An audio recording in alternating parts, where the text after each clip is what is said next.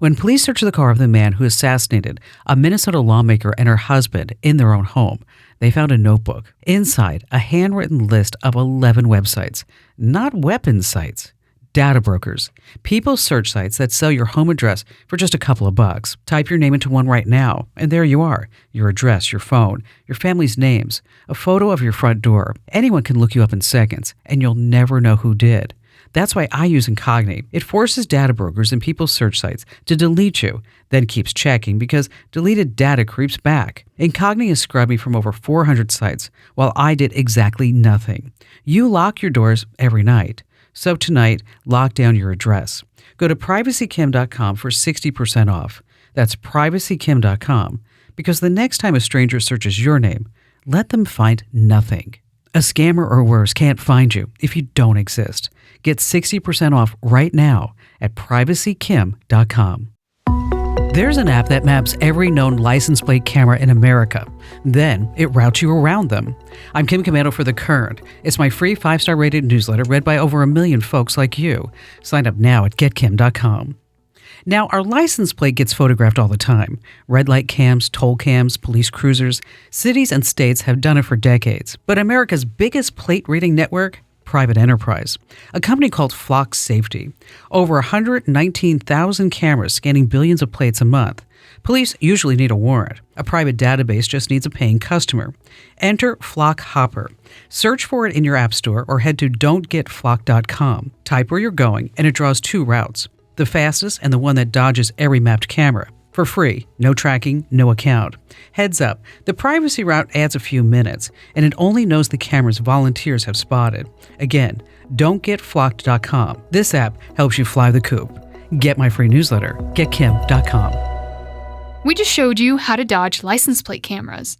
But there's another network that's been growing quietly, and it uses AI adapters to turn ordinary cameras into real-time police surveillance systems. Up next, Kim sits down with the journalist who uncovered just how widespread it already is. You know that glow that you see on people who just seem to radiate health? It's not just great lighting. It's what's happening inside their body. And one of the best kept secrets to looking and feeling amazing is collagen. You see, as we age, our bodies naturally produce less collagen, which can lead to wrinkles, thinning hair, brittle nails, and just feeling less flexible than we used to. But the good news is that you can support your body naturally. With high-quality collagen from Native Path, you're giving your body the building blocks it needs to support smoother looking skin, stronger nails, and shinier hair. And some studies also suggest collagen supplements may help support bone health too. You see, it's not about turning back time. I know we want to do that, but we just can't. It's about feeling your best at any age. And right now, as a Kim Commando listener, you can get Native Path Collagen for just a fraction of the retail price, plus free shipping and a free gift bundle. Just go to getnativepath.com/Kim. That's getnativepath.com/Kim. These statements have not been evaluated by the Food and Drug Administration. This product is not intended to diagnose, treat, cure, or prevent any disease. Individual results may vary. All right, cameras are watching us wherever we go, right? We have our neighbors' doorbell cams, CCTVs, maybe even just your friend's cell phone. But what you may not realize is that even the camera footage from these are private. Well, it can still be sent to the police. Now, thousands of police departments are hopping on board with what's called Fusus. It's an AI-powered system. It links up local cameras that will give the police a fast track, they say, to this crime footage. It works like this. You have a camera at your place or your business. You give permission to your local police to use it.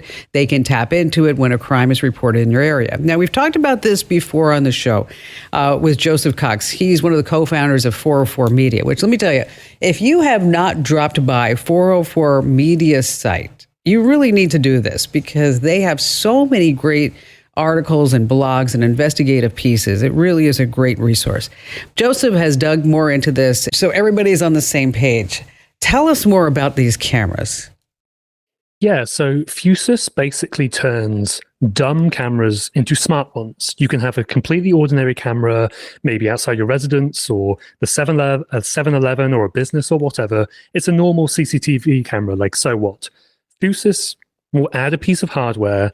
And not only will that add AI capabilities to it, such as object recognition, person recognition, and tracking vehicles, it can also, if turned on, provide direct live access to a central repository for the police. It, fundamentally changes what it means for a camera to exist in a town. It's one thing for one to be set up and then police can go back in time in case there's a crime or something like that. Here, it's live direct access at scale all at once if it's enabled.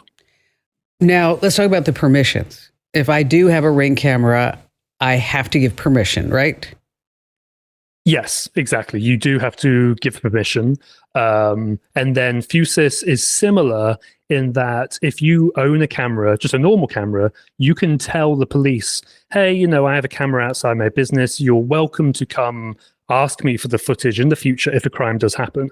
Or you can go a step further and attach this hardware. So it is done with permission. It is done with consent. But of course, you have to remember, that's the permission of the camera owner. It's not of the permission of everybody walking past the camera, right? That would almost be impossible to achieve, but that's a fundamental problem with what we're talking about. Yeah, because, of course, we do want the footage. I mean, I was just thinking, like, when you were talking about it, we had some, I don't know who they were, they came and they sprayed graffiti at the front of our building and on our sign. And then the police came and said, can we look at your footage? Because maybe we can figure out who this is. Of course, we turned over the footage, but we turned over the footage of anybody else who was actually walking down the street as well. But we tried to narrow it down.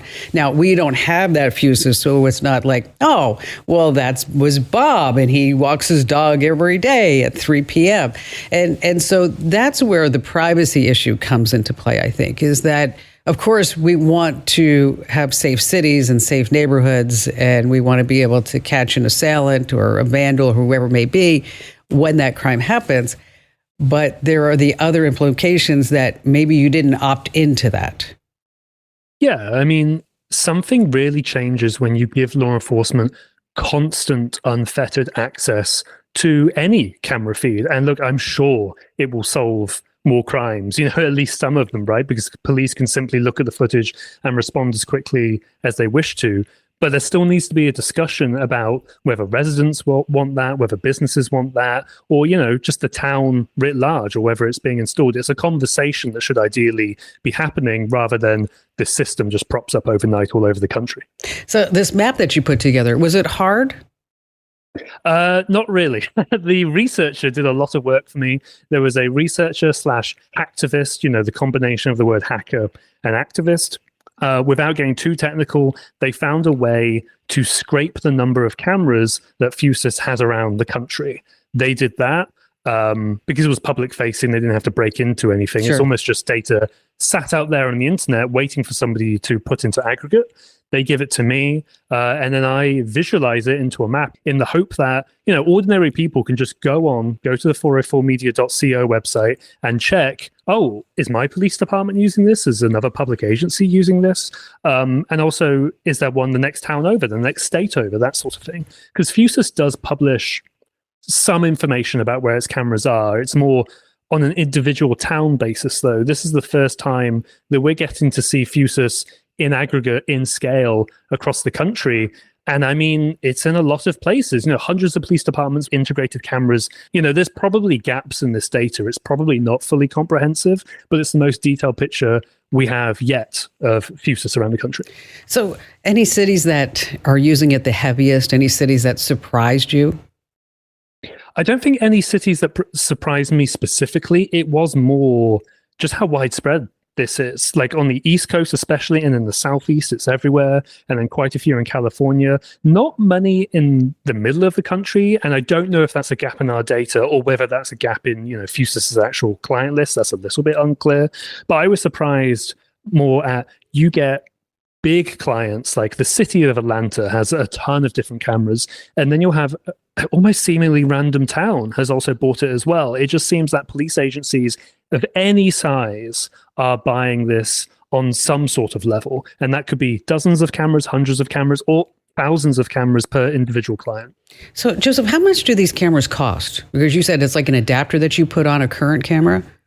Yeah, it varies quite a lot between like a couple of $100 up to, something like $7,000. It really depends on the number of cameras that the individual sort of town wants to source, and then also whether you want the AI capabilities on top. Not all cameras are going to have the AI capabilities, but that is a main driving force and the main offer from Fusus. So plenty of clients are going to be using that as well. But yes, the cost is put on the people who own the camera sometimes, but similar to Ring, where we saw police forces and Ring sort of working together, at least on a PR perspective, I'm sure there are relationships with Fusus and the police where they say, we will help you out with installing that hardware just to maybe get the ground going and that sort of thing. But that's probably going to vary town to town. So how does Fusus make its money? They have to be doing more than just making money off of cameras, right? I really think it's scale now because they sell both the adapters that go onto the camera, but then it's also the system that brings it all together for the police. So let's just say Atlanta, for example, because it was one of the biggest ones, has all of these cameras everywhere. Not only is Fusus making money from turning those dumb cameras into smart ones, they're also making money selling sort of the central repository technology to Atlanta police as well that brings it all together. So they're almost at both ends of the transaction, which is fantastic for them. As for how they're making money, I really think it is just this idea that they're going to go from town to town, to force, PD to PD, and they're just going to try and take over the entire country. There's an open market for this thing, basically, and Fusus is really tapping into it. There's got to be data tracking, too, somewhere along the way, don't you think? I don't know. I think they would be misguided to do that, as in I think it would violate customer trust. It would violate residents' trust as well.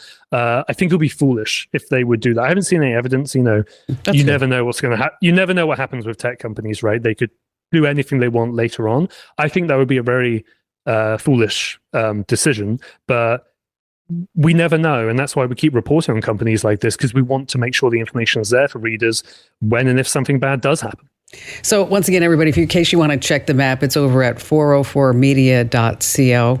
And once again, that's 404media.co. Joseph, thanks for giving us an update. Appreciate you being here. Okay, you can admit it. No one's going to make fun of you. You love me. Yes, say it out loud. I love Kim Commando, and you can get more of me in a few ways. Number one, join a million folks who get my newsletter every single day. It's free. It's called The Current, and just sign up over at getkim.com. It's 5-star rated, by the way. That's getkim.com. And if you have any questions for me, or if you want to share a story that happened in your life, I love that. Just go to commando.com. I know there's so many commandos. Komando, commando.com. And then there's a big button on the top right. It says Ask Kim. I know. Funny how some things work in tech. Fill out that form, and I read every single note that you send me.